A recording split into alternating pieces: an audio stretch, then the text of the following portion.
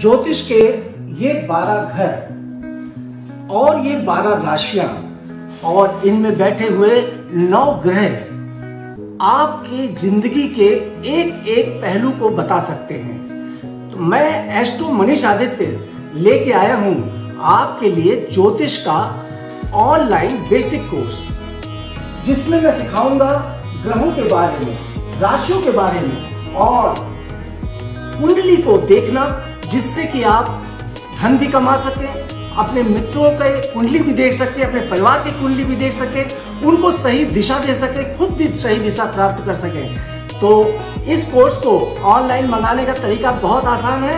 आप दिए गए नंबरों पर फोन करिए और तुरंत घर बैठे अभी तत्काल आपको कोर्स पहुंच जाएगा।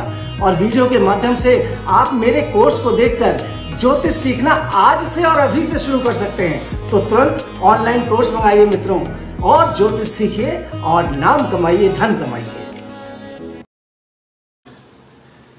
नमस्कार दोस्तों, मैं एस्ट्रोलॉजर मनीष आदित्य, आपका दोस्त, आपका मित्र, आज फिर आ गया हूँ एक बहुत ही महत्वपूर्ण राशि परिवर्तन के बारे में आपको बताने के लिए। पर आज आप दोस्तों देख रहे होंगे कि मेरा बताने का तरीका थोड़ा डिफरेंट है।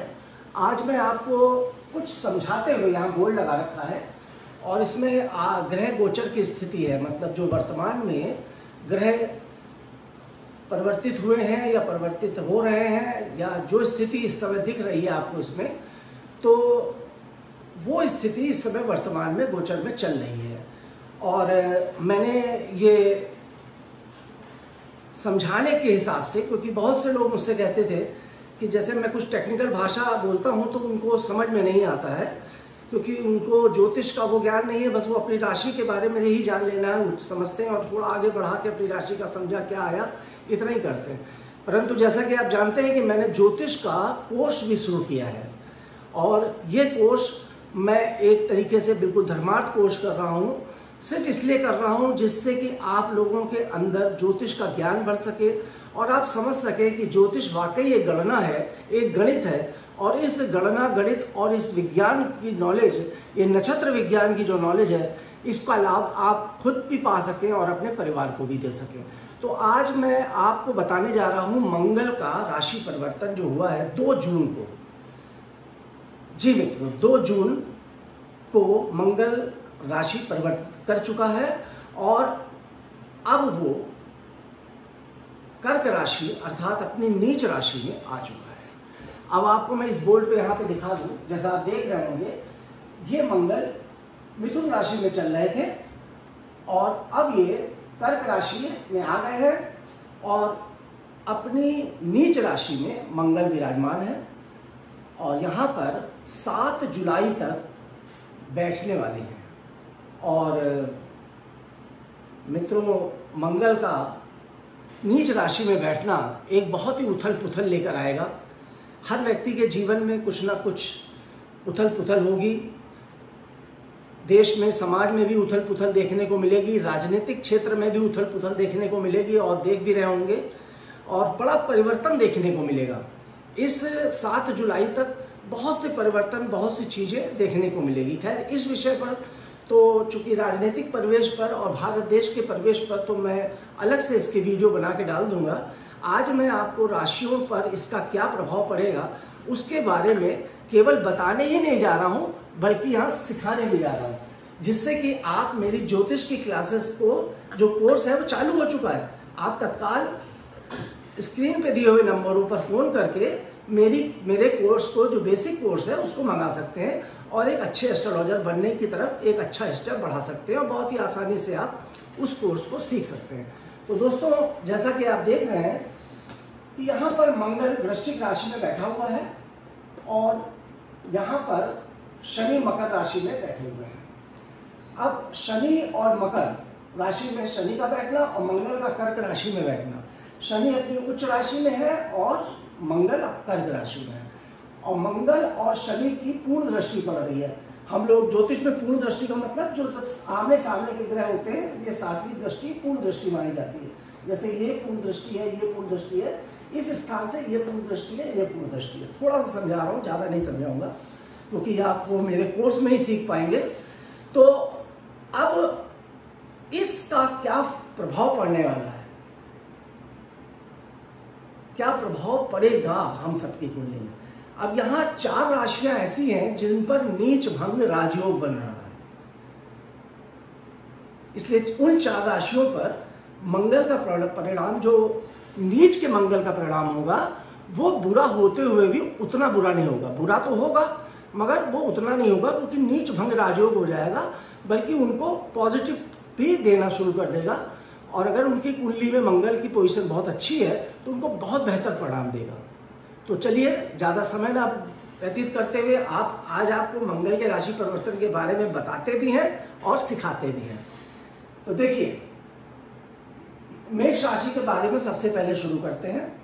मेष राशि का स्वामी स्वयं मंगल होता है और मेष राशि के अष्टम स्थान का स्वामी भी मंगल होता है, अर्थात उसके लग्न का स्वामी, उसका पर्सनालिटी, शरीर, उसका स्वामी और मृत्यु स्थान 2 भाव का स्वामी होकर मंगल चौथे स्थान पर मेष राशि के बैठ गए हैं।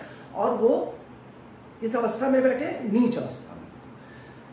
तो मित्रों, मानी बात है कि ऐसी स्थिति में मेष राशि के जातकों को सावधान रहने की जरूरत है, क्योंकि यहाँ से मंगल अपनी 3 दृष्टियों से उनके पति भाव, पति पत्नी के स्थान को भी प्रभावित कर रहे हैं, साथ ही साथ लाभ के स्थान को भी प्रभावित कर रहे हैं। तो इस अवस्था में मेष राशि के जातकों को, जहां उनके घर में थोड़ा मतभेद की स्थिति बन सकती है, वाद विवाद की स्थिति बन सकती है, लड़ाई झगड़े की स्थिति बन सकती है, पति पत्नी के बीच अगर इस समय कोई भी मेष राशि का जातक शादी विवाह करना चाहता है तो मेरा सलाह है कि अभी वो थोड़ा थम जाए और विवाह आदि इत्यादि कार्यों में अभी थोड़ा सा रुककर सोचे। और अगर परिवार में किसी प्रकार का मतभेद चल रहा है, पति पत्नी के बीच कोई ऐसा तनाव या अलगाव जैसी स्थिति बन रही हो, तो उसमें भी थोड़ा संतुलन बना ले। इस 7 जुलाई के बाद थोड़ा समय आपका अच्छा आ जाएगा, बेहतर आ जाएगा। अभी वैसे मैं और ग्रहों के बारे में ज़्यादा नहीं बता रहा हूँ, तो इसलिए थोड़ा सा संतुलन बनाकर चले। परंतु यहाँ पर एक चीज़ मैंने और बताई थी कि नीच भंग राजयोग भी मेष राशि के जातकों का बन रहा है, इसलिए क्योंकि मेष राशि केंद्र में बैठी हुई है, ये केंद्र में बैठी हुई राशि है और केंद्र में ये दोनों ग्रह आपस में एक दूसरे को पूर्ण दृष्टि से देख रहे हैं। तो इस नीच भंग राजयोग की वजह से मेष राशि के जातकों का जो बुरा प्रभाव है वो उतना बुरा फल उनको नहीं देगा, बल्कि उनको बेहतर फल दे सकता है। जमीन जायदाद और प्रॉपर्टी के मामले में उनको अच्छा लाभ बनेगा। अगर कुछ आकस्मिक रूप से, जैसे कभी कभी आपने देखा होगा कि घर में किसी की मृत्यु हो गई और उसकी सारी संपत्ति, प्रॉपर्टी वो वसीयत करके गए थे कि आपके नाम होगी, कुछ आकस्मिक लाभ उनको धन का प्राप्त हो सकता है, प्रॉपर्टी का प्राप्त हो सकता है। उनके जो राजकीय स्थान है जहां वो काम कर रहे हैं, वहां भी उनको कुछ पदोन्नति का लाभ ये नीच भंग राजयोग मेष राशि के जातकों को दे सकता है। आते हैं वृष राशि के ऊपर। वृष राशि का स्वामी शुक्र होता है मित्रों, और वृष राशि के 12वें भाव का स्वामी और वृष राशि के 7वें भाव का स्वामी होकर जो मंगल बैठे हैं वो वृष राशि के 3य स्थान पर बैठे हैं। अब 3रा स्थान पराक्रम भाव है। पराक्रम भाव पर छोटे भाई बहनों का भी भाव, यहां पर मंगल वृष राशि के लिए एक अच्छा योग बना रहा है, जहां उनके पराक्रम की वृद्धि करेगा, उनके अंदर एक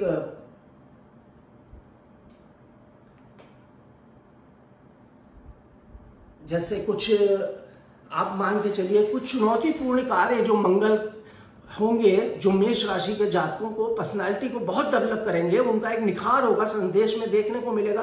कुछ व्यक्तित्व उनका बड़ी अच्छे से उजागर होगा, उनके व्यक्तित्व की पहचान एक बनेगी, उनके भाग्य को भी बहुत अच्छा सपोर्ट यहाँ पे मुझे होता हुआ दिखाई पड़ रहा है। और ये एक अच्छा फल वृष राशि के जातकों को मंगल दे रहे हैं, और इसलिए बहुत ज़्यादा नुकसान की गुंजाइश यहाँ पर वृष राशि के जातकों के लिए नहीं दिख रही है। आते हैं मिथुन राशि के ऊपर। मिथुन राशि के 2य स्थान पर, ये देखिए मिथुन राशि है और यहाँ 2य स्थान, उसका 2रे स्थान पर मंगल विराजमान है। थोड़ा सा सिखा रहा हूँ आपको, विस्तृत तो मैं आपको कोर्स में आप जब मेरा लेंगे उसमें सीख जाएंगे, ये सारी बातें उसमें है।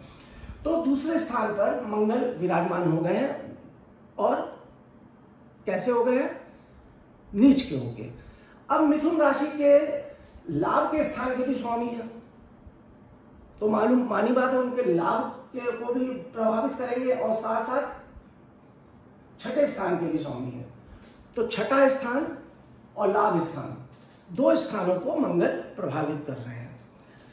इन दो स्थान मुख्य हैं उनके, तो लाभ और तो यहां पर जहां मिथुन राशि के जातकों को थोड़ा सा अपने स्वास्थ्य के लिए, थोड़ा शत्रुओं के लिए, थोड़ा धन के जो व्यवस्थाएं हैं उसमें थोड़ी सी दिक्कतें जरूर आती दिख रही हैं। वाणी का विशेष रूप से उनको ख्याल रखना पड़ेगा, क्योंकि इस समय उनकी वाणी से अकस्मात कुछ ऐसी बातें निकल सकती हैं जो उनके फैमिली को डिस्टर्ब करेगी, परिवार को डिस्टर्ब करेगी और घर परिवार में उनका कुछ मतभेद बन सकता है। परंतु धन की स्थिति में जहां तक मुझे लगता है कि चूंकि और ग्रहों का बहुत ही बेहतर सपोर्ट भी मिला हुआ है मिथुन राशि को, शुक्र का भी अच्छा सपोर्ट मिल रहा है और बुध का अभी वक्री है बुध यहाँ पर, मगर बुध का भी सपोर्ट था, तो और ग्रहों का थोड़ा सपोर्ट है और 14 तारीख के बाद सूर्य भी लगने में आ रहा है। तो यहाँ पर मुझे कुछ पॉजिटिव संकेत मिथुन राशि के लिए दिख रहे हैं। कुछ धन जो उनके फंसे हुए थे वो प्राप्त होने के भी संकेत मिल रहे हैं और कुछ बेहतर परिणाम भी होते हुए दिखाई पड़ रहे हैं। परंतु जहां तक कुटुंब के लिए थोड़ी सी और वाणी को लेकर उनको सतर्कता अवश्य बरतनी चाहिए और स्वास्थ्य को लेकर भी अभी उनको एकदम से ओवर कॉन्फिडेंस में नहीं आना चाहिए, थोड़ा सा स्वास्थ्य को लेकर भी उनको अपने सावधान रहना चाहिए।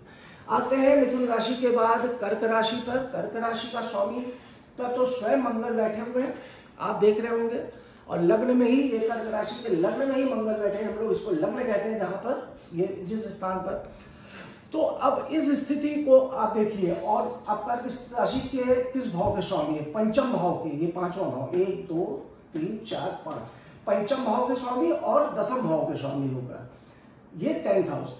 मंगल पंचम और ये आ गए दसम, 10वां और 5वें स्थान का स्वामी होकर मंगल लग्न में बैठे हैं और नीच भंग राजयोग बना रहे हैं। मित्रों, कर्क राशि के लिए बहुत ही बढ़िया समय है, जहां पर उनके जो संतान पक्ष से भी उनको लाभ मिलेगा, प्रेम और प्रसंगों में, विद्या अर्जन के क्षेत्र में भी लाभ है और साथ ही साथ उनको अपने कर्म क्षेत्र में भी अच्छा लाभ मिलेगा। अगर वो भूमि से संबंधित कोई काम करते हैं, जमीन से संबंधित कोई काम करते हैं, प्रॉपर्टी से संबंधित कोई काम करते हैं, या अगर वो गाड़ी क्रय विक्रय का काम करना चाहते हैं या फिर खरीदना बेचना चाहते हैं जमीन और भूमि, तो ये बेहतर समय मुझे यहाँ होता हुआ दिखाई पड़ रहा है।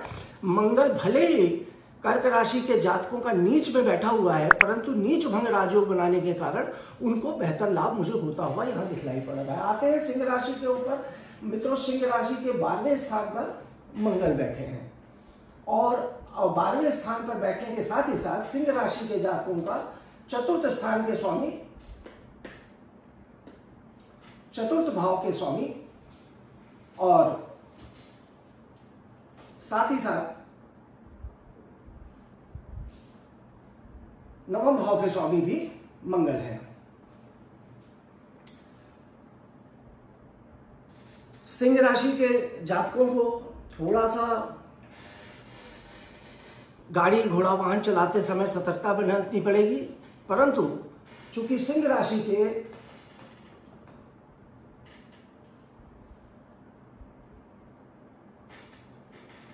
को भी थोड़ा अभी 12वें स्थान पर मंगल कुछ उनको कोर्ट कचहरी के मामलों में भी परेशान कर सकता है।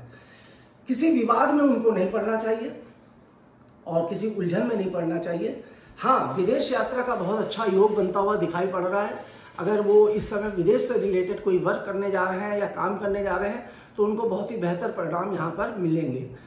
मित्रों, आते हैं कन्या राशि के ऊपर।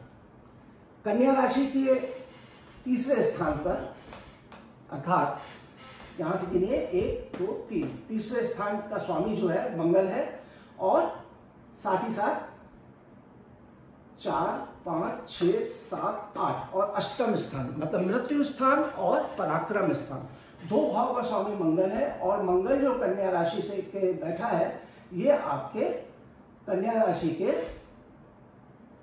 लाभ के स्थान पर बैठा हुआ है। अब कन्या राशि के लाभ के स्थान पर मंगल का बैठना, नीच मंगल का लाभ स्थान पर विराजमान हो जाना कन्या राशि के लिए मिले जुले परिणाम लेकर आएगा, क्योंकि यहां पर अपनी नीचता के कारण कन्या राशि के जातकों के लाभ में भी कमी करेगा, उनके संतान को भी इफेक्टेड करेगा और उसकी कई दृष्टियां हैं जो पड़ रही है मंगल की, तो उन जगहों पर जहां जहां उसकी दृष्टि पड़ रही है वहां वो स्थान भी वो प्रभावित करेगा।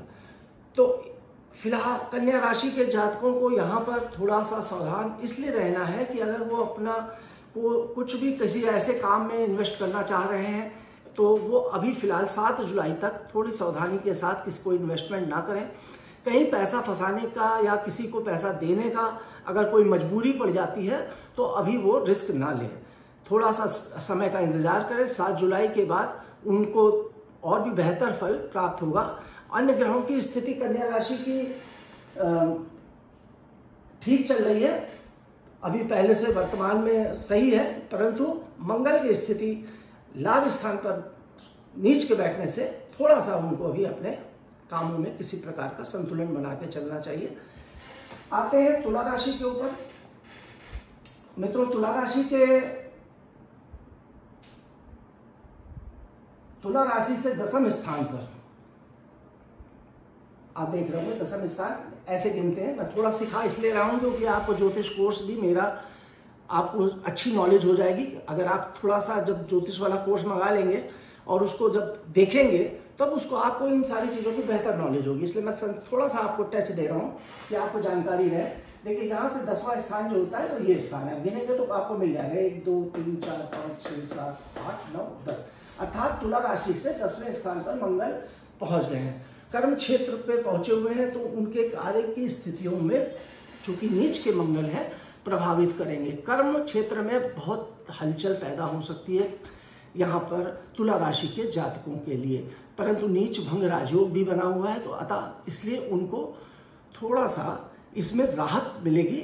और जहाँ अगर वो कोई उन्होंने बिजनेस था तो अब उनके बिजनेस और व्यापार में कुछ लाभ की स्थिति बनेगी, जो पिछले काफ़ी समय से ठप चल रहा था, बंद चल रहा था, अब वो बिजनेस व्यापार शुरुआत हो जाएगी। विशेष रूप से अगर वो किसी एडमिनिस्ट्रेटिव जॉब में है, किसी प्रशासनिक सेवा में है या कोई अच्छे पद पर काम कर रहे हैं तो पदोन्नति का लाभ भी उनको प्राप्त हो सकता है तुला राशि के जातकों को।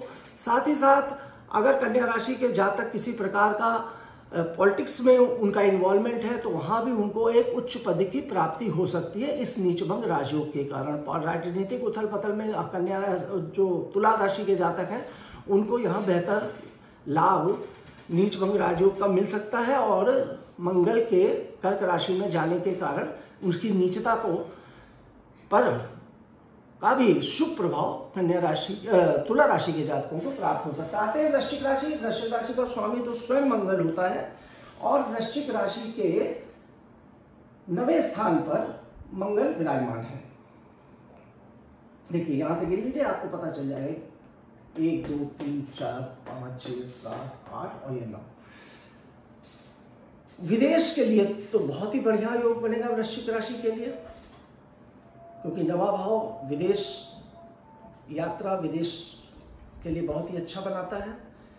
थोड़ा भाग्य को लेकर उनको कुछ कमी महसूस होगी, कहीं ना कहीं कुछ उलझन महसूस हो सकती है, उनके कुछ बनते हुए काम बीच में रुक सकते हैं, कुछ रुकावटें आ सकती हैं, परंतु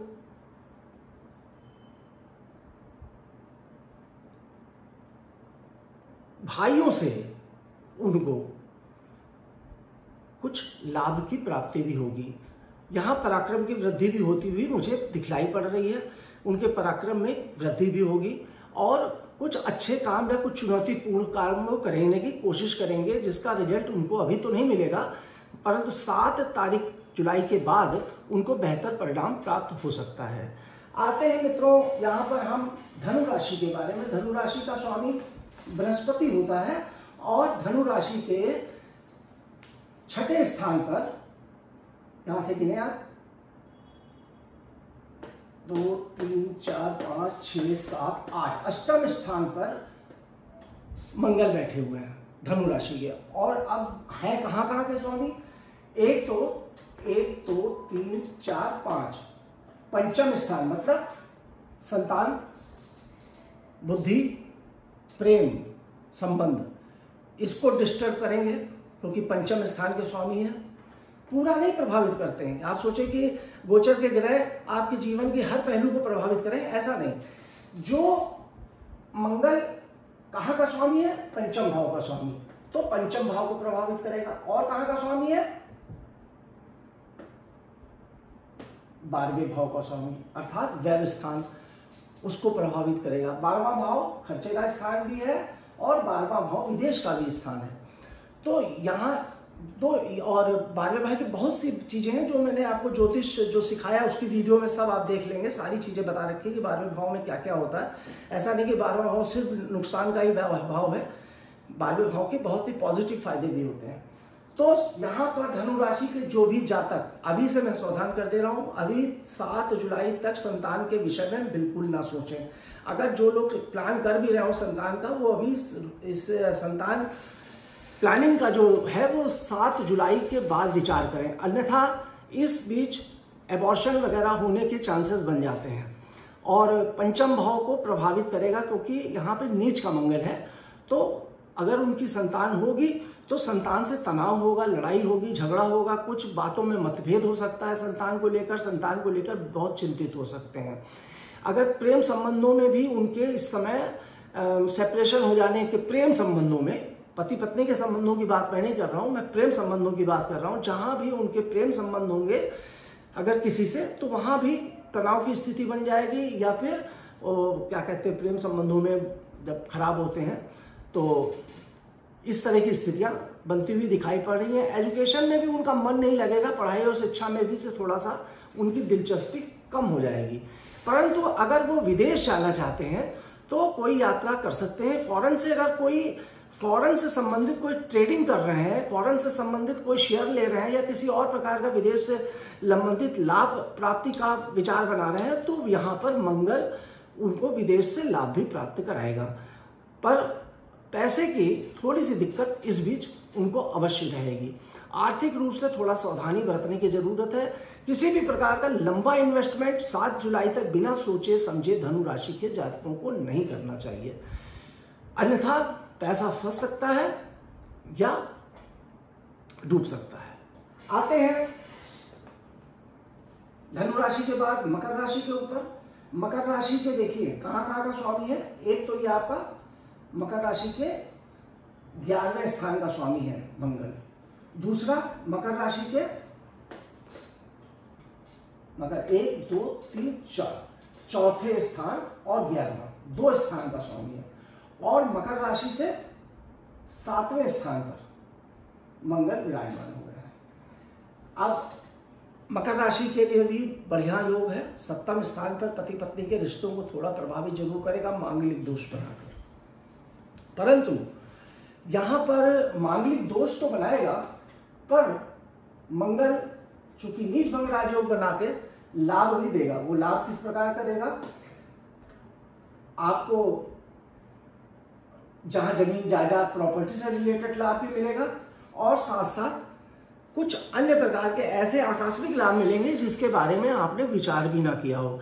मान लीजिए आपने किसी काम के बारे में योजना बनाई हो, कुछ काम सोचा हो, करने का प्लान कर रहे हो, और वो काम आप कैसे करेंगे, किस तरह से करेंगे, वो उसमें रुकावटें आ रही हो, तो वो सारी चीजें इस समय अकस्मात रूप से एकदम से हो जाएंगी और आप सोचते रह जाएंगे कि मैं इतने समय से प्रयास कर रहा था, ये कार्य मेरा कैसे हो गया। इस समय अगर आप वाहन खरीदना चाह रहे हैं, गाड़ी खरीदना चाह रहे हैं, या फिर कोई ऐसा व्यापार करना चाह रहे हैं प्रॉपर्टी से रिलेटेड, या प्रॉपर्टी से विशेष लाभ की प्राप्ति भी आपको यहाँ पर हो सकती है। आते हैं कुंभ राशि मित्रों। कुंभ राशि के देखिए अब मैं यहाँ से बता दूं फिर से आपको। ये कुंभ राशि के यहाँ पे 1 2 3 4 5 6 छठा स्थान, मतलब शत्रु का स्थान, शत्रु स्थान और रोग स्थान, रिपु स्थान, यहां पर मंगल बैठे हुए हैं। और तो अब एक तो यहाँ बैठ के सबसे पहली बात तो मैं बता दूं कि कुंभ राशि के जातकों के लिए मंगल का छठे स्थान पर बैठना और छठे स्थान से पूर्ण दृष्टि 12वें स्थान पर डालना, ये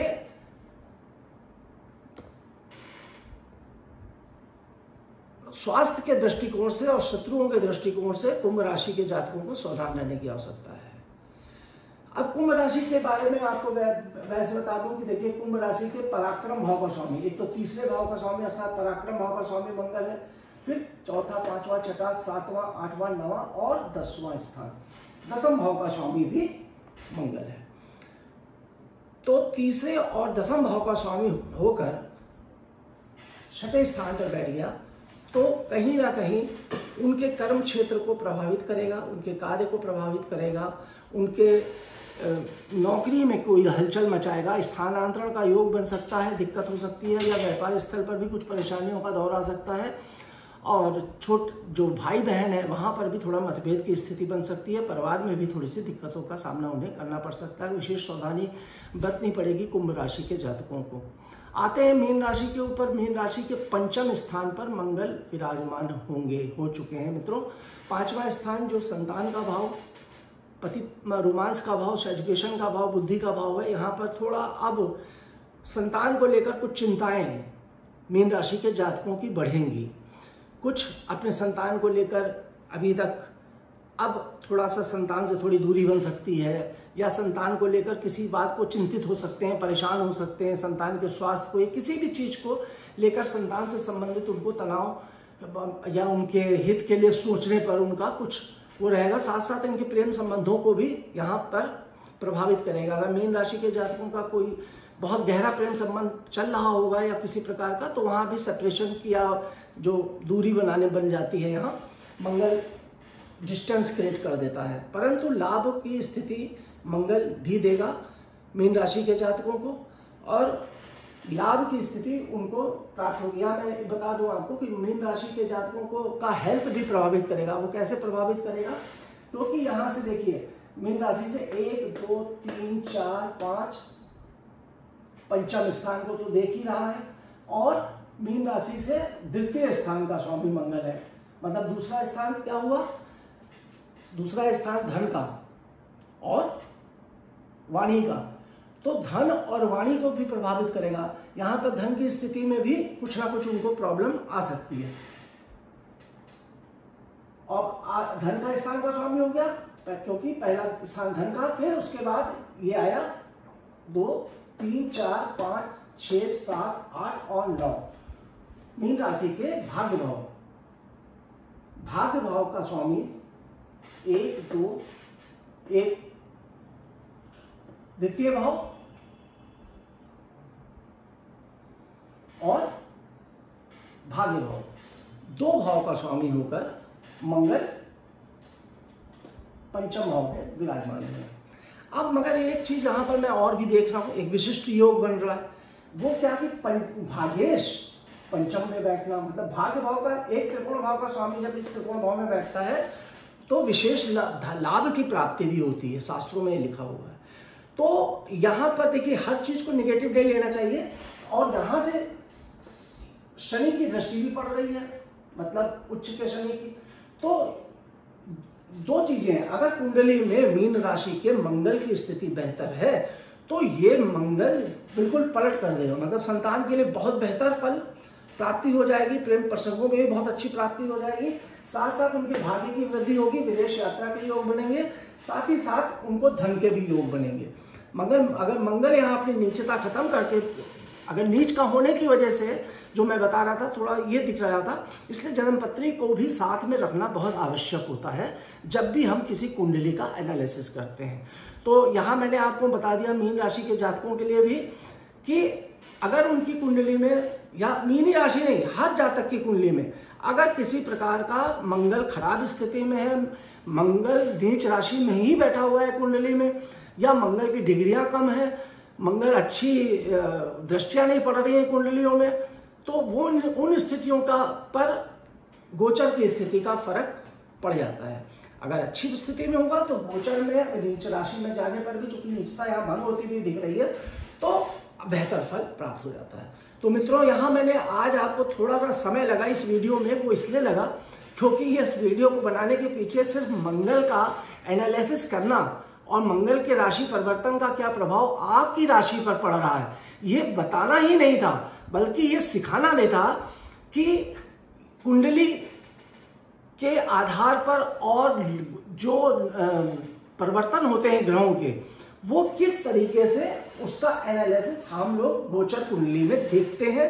आज मैंने संक्षिप्त रूप से, बहुत संक्षिप्त, ये मतलब आप ये ना सोचिए कि बहुत अच्छा इसमें सका है, वो आप जब ज्योतिष सीखेंगे और सीखने के लिए आप कोर्स लेंगे तब आपको उसमें जो आप सीखेंगे तब आपको पता चलेगा हाँ ये चीज़ें हैं। अभी तो आपको उतना नहीं बेहतर समझ में आया होगा, तब आप बेहतर तरीके से समझ पाएंगे।